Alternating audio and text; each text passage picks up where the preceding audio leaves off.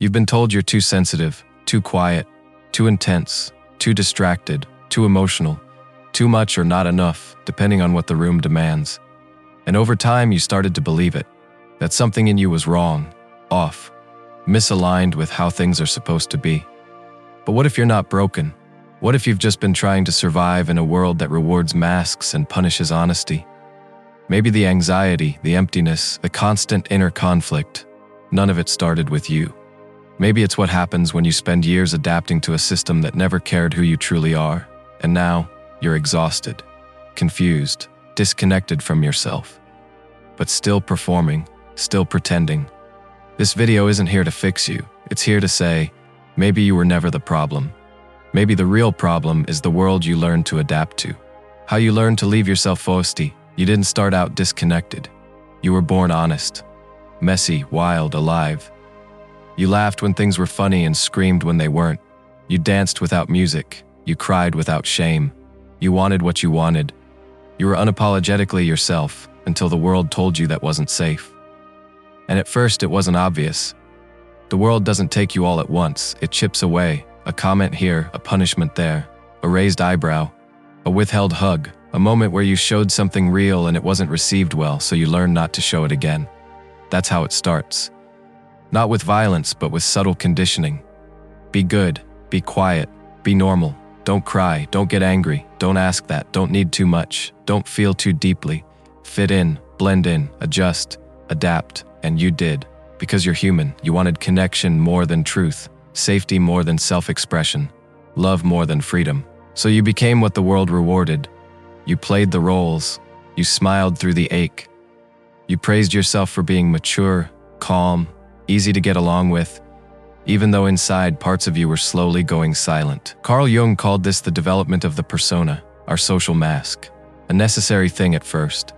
We all need to function. We all need to belong. But when the mask becomes the self, something quietly dies.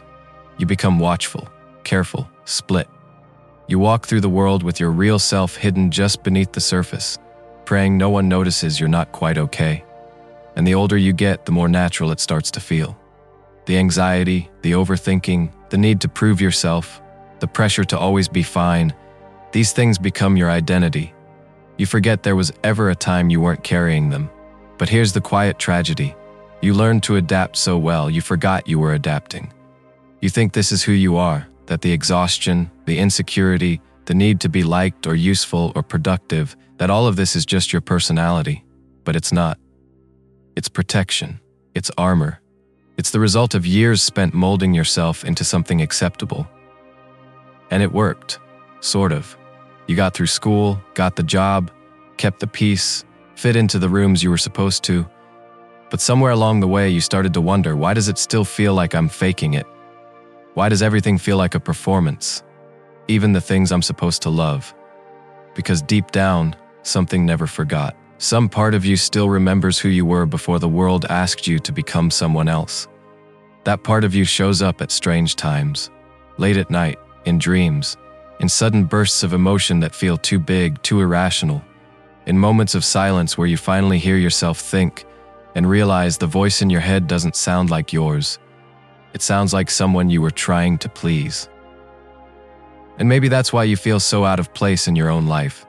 Not because you're broken, but because you've been running a self that was never truly yours. A version shaped by survival, not by truth. You learned early on that being yourself was risky, that some feelings weren't welcome, that certain questions made people uncomfortable, that parts of you needed to be buried in order to belong. So you buried them.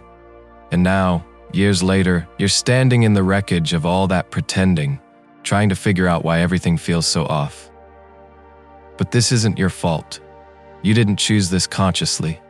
You adapted because that's what humans do when they're scared, when they're lonely, when they're desperate for love. And in many ways, it saved you. But what saved you back then is suffocating you now. The self you built for protection has become a prison. And no amount of self-care or morning routines or motivational quotes can fix that. Because this isn't about fixing. It's about remembering, about unlearning, about returning to something older and softer and truer than the world ever taught you to be. And yes, it's terrifying. to peel back the mask, to admit that the version of you everyone admires isn't the one you really are, to risk disappointing people, to risk being misunderstood. But ask yourself this: what's the real cost of keeping the mask on? Because behind the roles, the filters, the curated smiles, is a self that's tired of hiding. A self that doesn't want to be liked anymore, just known. A self that doesn't want to succeed at being someone else's idea of okay. And that's the beginning, not of becoming someone new, but of becoming real again. So no, you're not the problem. The problem is the world that taught you to be anything other than yourself. The system that rewards the fake. There's a strange thing that happens when you try to be real in a world that's addicted to illusion. You start to feel wrong, not just uncomfortable, but fundamentally out of sync. Like there's something defective about you for not fitting in, for not enjoying what others seem to love, for asking questions that make conversations awkward, for craving silence in a world that never stops talking. But here's the trick: you're not crazy. The world is just very good at making authenticity feel like a liability. We live in a system that rewards appearances. Performance, surface, the right look, the right tone, the right story told at the right time to the right audience. It doesn't ask you to be whole, it asks you to be marketable, digestible, easy to categorize, easy to like. And so we adapt. We polish ourselves into versions that will be accepted, followed, approved, and then we wonder why we feel so tired. Because deep down, you know it's not real. You smile, but you're disconnected. You succeed, but you feel hollow. You do all the right things, but you're quietly dying inside, wondering why life still feels like a performance you never auditioned for. This system doesn't reward depth. It fears it. It commodifies identity. It turns your voice into a brand, your presence into content, your existence into data points for a machine that profits from your insecurity. The more you doubt yourself, the more you buy. The more you compare, the more you consume. The more you perform, the more they applaud. And so you stay in the game. Not because it feeds you, but because it's the only game you were taught to play. Nietzsche warned us, when you stare too long into the abyss stares back. But today, the abyss has a TikTok account and a curated feed. And we stare endlessly into the lives of others, comparing, editing, deleting, rehearsing our own realities to match what was never real to begin with. And no one questions it. We all pretend this is fine. That smiling through anxiety is strength. That burnout is just grind culture. That self-worth is something you can measure in engagement metrics or income brackets. That this is just what life is now. But deep down, something in you resists. Something rebels. Maybe not loudly, but persistently. In your body, in your fatigue, in the quiet dread you feel before getting out of bed. In the strange sense that you're playing a game where no one actually wins. You start to realize how often the system punishes the honest. People who speak up get labeled too much. People who feel deeply get called weak. People who slow down get left behind. And so we all learn, slowly, to adapt, to shrink, to flatten our complexity into something safer, smaller, quieter, something that won't get rejected. But here's the paradox. The more you adapt to survive in this world, the more distant you become from yourself. You start to win at a game you don't believe in. You earn praise for a version of you that doesn't feel true. And that gap, that space between who you are and who you're pretending to be, is where the tiredness lives. You're exhausted because maintaining the mask costs energy. You're not tired from doing too much. You're tired from doing too little of what makes you feel real. And yet the system tells you to keep going, to keep optimizing, keep improving, keep rising. But what if the ladder you're climbing isn't leaning against anything that matters? Carl Jung once said, "The most terrifying thing is to accept oneself completely." And he was right, because to accept yourself in a world that profits from your self-rejection is an act of rebellion. To say I'm enough, even if I don't fit, is a kind of heresy in a culture built on conformity. But maybe that's what you're being called to. Not to fix yourself, not to become better at pretending, but to stop, to feel the absurdity of it all, to see through the illusion that being successful at being fake is somehow a goal. You weren't made to perform. You weren't made to be digestible, filtered, or flattened. You were made to feel deeply, to express messily, to be whole, not just liked. And that's where the shift begins. Not with a grand awakening, but with a quiet refusal, a slow turning inward, a whisper that says, maybe I'm not the broken one.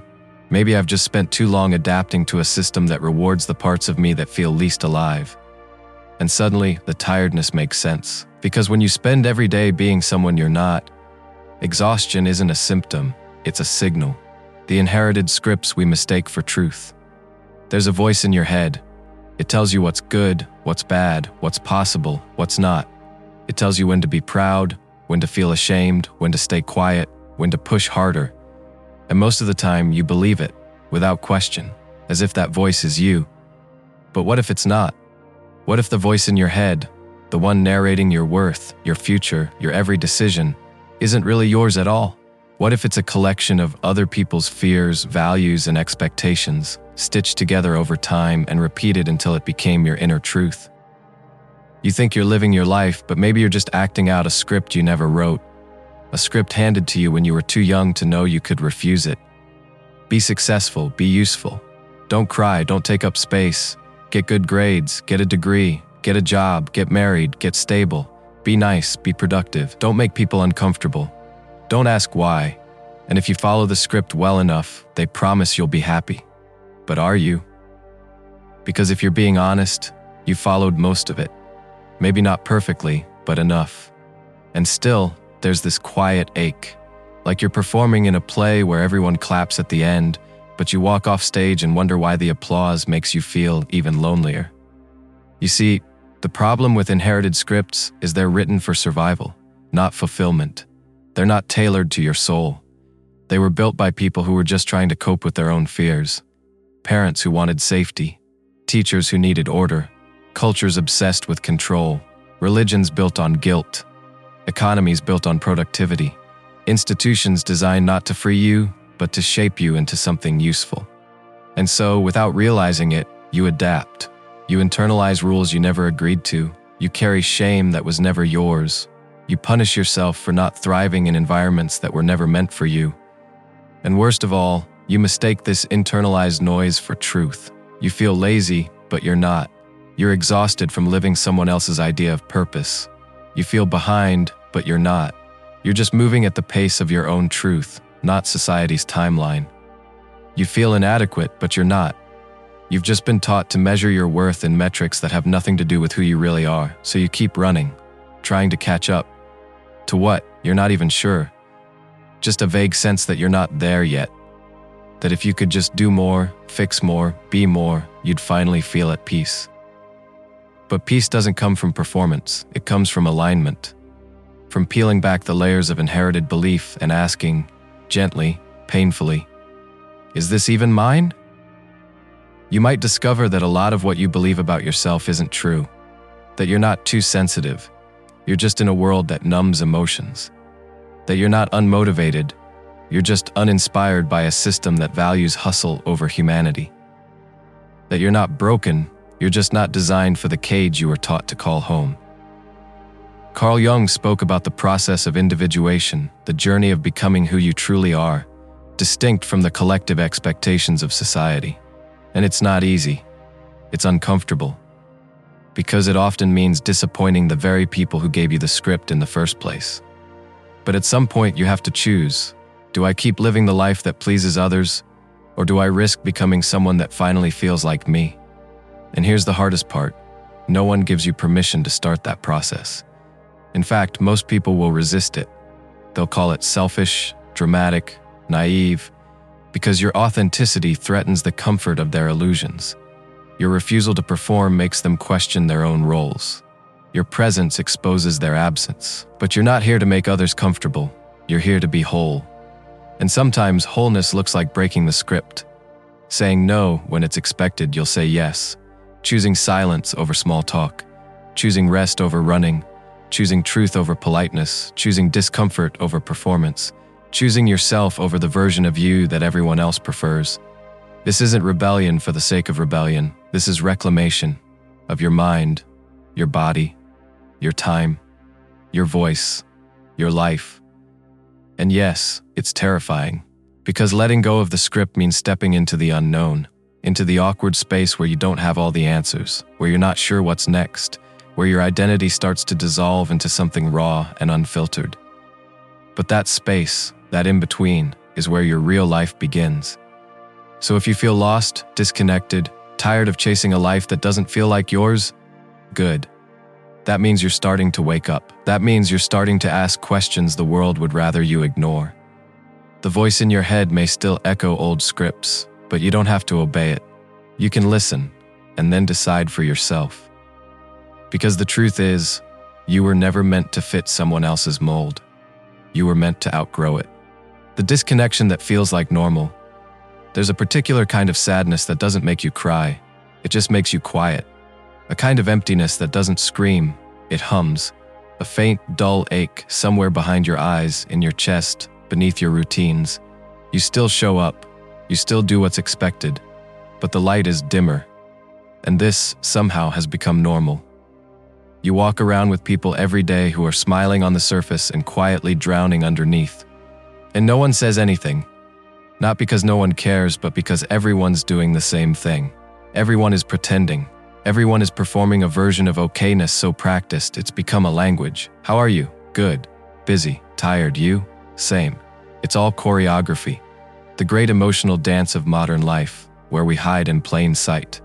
And maybe you think this is just how life is. You assume that being constantly tired, vaguely anxious, emotionally numb, slightly disconnected is just the cost of being an adult. But it isn't. It's the cost of disconnection. Disconnection from your body, from your inner world, from anything that makes you feel truly present. You weren't born like this. You didn't enter the world skeptical, cynical, half-numb, addicted to distraction. You learned it, slowly, through overexposure, through overwhelm, through the gradual realization that being too present in a world like this just hurts. So you pulled back, not all at once, but in little ways. You started watching more than participating, scrolling more than feeling. You stopped asking questions that didn't have quick answers. You stopped noticing beauty that didn't come with a price tag. You stopped trusting your emotional responses unless they could be explained. And most tragically, you stopped being curious about yourself. Because curiosity requires openness, and openness requires safety. And when the world feels like a place where vulnerability gets punished, you close. Emotionally, spiritually, somatically, you become efficient, manageable, and slightly dead inside. But it's subtle. That's why it's dangerous, because you still look like you're functioning. You meet deadlines, pay bills, say thank you, and have a good one. You even laugh at jokes. But inside, you're not really there, not fully. You're operating on autopilot, managing your existence instead of living it. And this is where most people stop asking questions. Because if this numb, muted version of life is all you've ever known, then what would you even compare it to? You think, well, everyone else seems to be handling this better than me. But are they? Or are they just hiding it better? Because disconnection is the currency of our time. We wear it like a badge. We call it resilience, when really it's avoidance. We call it independence, when really it's fear of intimacy. We call it professionalism, when really it's emotional detachment. And we celebrate it, reward it, promote it. And deep down, we all feel it, this low-frequency grief for the lives we aren't living, for the parts of us that are still buried beneath the armor. Carl Jung believed that neurosis is the suffering of a soul that hasn't discovered its meaning. Maybe your anxiety, your fatigue, your boredom, maybe they're not pathologies, maybe they're signals, invitations. Not to do more or be more, but to come back to the parts of you that haven't spoken in years. The creative part, the wild part, the deeply feeling, deeply knowing, deeply human part. But here's the catch. You can't reclaim those parts without feeling everything you've been avoiding. That's the price of coming home to yourself. The grief, the anger, the longing, the truth. And that truth is not convenient. It doesn't fit neatly into your calendar. It doesn't look good on social media. It can't be monetized or explained in bullet points.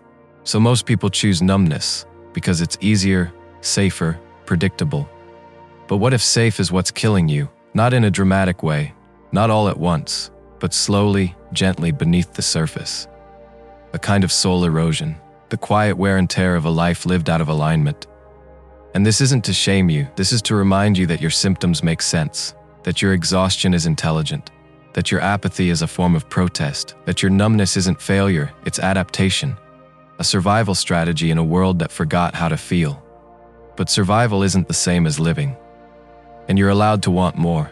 You're allowed to want to wake up without dread, to feel moments instead of performing them, to speak without rehearsing, to love without strategy, to rest without guilt. You're allowed to want a life that doesn't feel like constant recovery from itself. Because this gray, half-present, low-grade existence, it was never the point. And maybe that quiet voice inside you, the one that keeps whispering, this isn't it, maybe it's not broken. Maybe it's your truest self, finally speaking up, the quiet return to yourself. There's no grand awakening, no fireworks, no dramatic soundtrack. The return to yourself doesn't come in a single life-changing moment. It comes quietly, like a breath you didn't know you were holding, like a thought that slips into your mind when you're too tired to keep pretending. It starts with something small. Maybe one day you stop apologizing for being sensitive, or maybe you cancel a plan, not because you're too busy, but because you're too drained to pretend you're okay. Maybe you pause before saying I'm fine and admit, just a little, that you're not. That's how it begins. Not by becoming someone new, but by becoming honest, again, with yourself first, and then, slowly, gently with the world. You start asking different questions. Not how can I fix myself, but what part of me have I been abandoning? Not how do I succeed, but what do I actually value? Not how do I fit in, but where do I feel like I belong, even if no one else understands it? And the answers don't come all at once. Sometimes they don't come at all. But the asking itself is enough to shift something inside you. You begin to notice when you're posturing, when you're playing a role, when you're shrinking yourself just to be accepted. And slowly, those moments become harder to ignore. You may find yourself grieving, not loudly, but deeply. Grieving the years you spent chasing approval instead of authenticity. Grieving the parts of you that were quieted so others could stay comfortable. Grieving the life you could have lived if you had been taught to trust yourself instead of fear your own depth. That grief is sacred. It means you're waking up. You'll begin to feel things more fully, not just the joy but also the discomfort, the confusion, the ache. You won't numb as easily. You'll cry more often, laugh more freely, get angry for the right reasons. And while that may feel like chaos at first, it's actually healing. It's not dysfunction. It's aliveness returning to a system that had gone cold. And yes, people might not like it. They've grown used to the version of you that's convenient, that doesn't ask for much, that makes sense, that fits. But you weren't born to be understood by everyone. You weren't born to be palatable. You were born to be whole. Carl Jung once said, the privilege of a lifetime is to become who you truly are. But that kind of becoming isn't flashy. It doesn't get awards. It often looks like unbecoming first, like peeling off the layers of conditioning, like disappointing people, like saying no, like standing in the dark long enough to realize you're not lost, you're just beginning.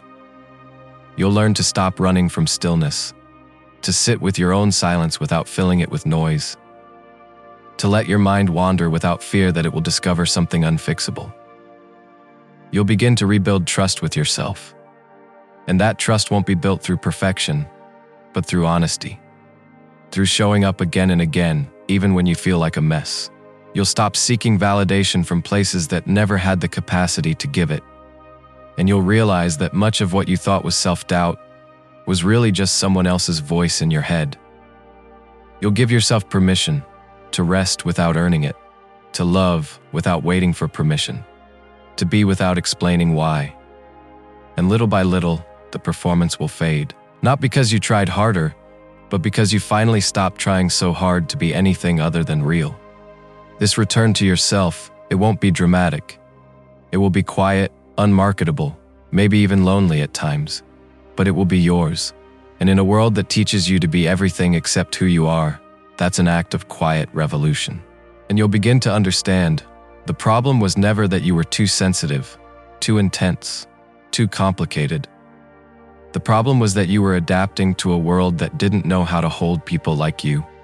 A world that asked for your silence when what you needed was space to speak. A world that rewarded your performance and ignored your pain. But you're not performing anymore. You're remembering. And no, it won't always be easy. Some days will feel like starting over, like tearing down and rebuilding all at once. But even in that, there's power, because the ground beneath you now, this raw, real place, is finally yours. And from here, you don't have to pretend anymore. You were never too much. You were never the problem. You were just someone who learned very early that the world around you couldn't hold your truth without flinching. So you did what any wise, sensitive, intelligent being would do. You adapted. But survival isn't the same as living. And the world you bent yourself to fit into was never designed with your wholeness in mind. It wanted your productivity, not your presence. Your compliance, not your curiosity. Your usefulness, not your full humanity. And now, here you are, still breathing, still showing up, still quietly wondering why it never quite feels right. This video isn't here to rescue you. You don't need rescuing. You need remembering, a gentle returning to what you already know in your bones, that your sensitivity is not a flaw, your need for meaning is not an error, your exhaustion is not laziness, it's grief. Grief for the self you silenced in order to belong. But you don't have to keep silencing it, not today. Maybe today you just let yourself feel the weight of how far you've come, of how much you've carried. And maybe, for a moment, you stop asking what's wrong with you, and start asking what happened to you. And in that pause, and that breath, and that quiet refusal to keep performing, you begin again, not as someone better, but as someone real.